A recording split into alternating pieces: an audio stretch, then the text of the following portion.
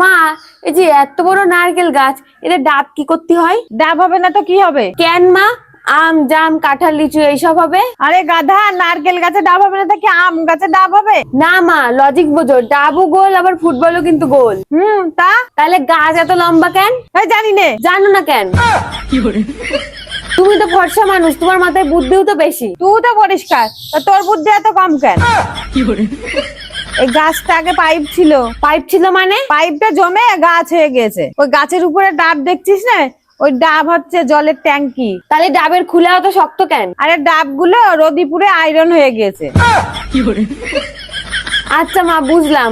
তাহলে ডাবের তো নারকেল কি করতে হয়? তুই যেমন রোদি বেড়ালি কালো হয়ে যাস, ওই ডাবগুলো রোদিপুরে নারকেল হয়ে যায়। তাহলে নারকেলের ভিতরে শ্বাস হয় কোন থেকে? ওই জলগুলো পুরনো হয়ে যায়, পুরনো হয়ে তারপর দই হয়ে যায়।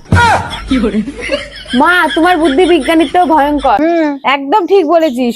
তুই রোদিপুরে যা কালো নারকেল, আর আমি কচি ডাব। আসলে তুমি কি বলতে চাও? আগে ফর্সা ছিলাম আর এখন রোদিপুরে কালো হয়ে গেছি? মা, তুমি বারবার কালা বলে কিন্তু অপমান করছো। আমি তোমার মাথায় বাড়ি মেরে ডাবের জল সব বের করে দেবো না।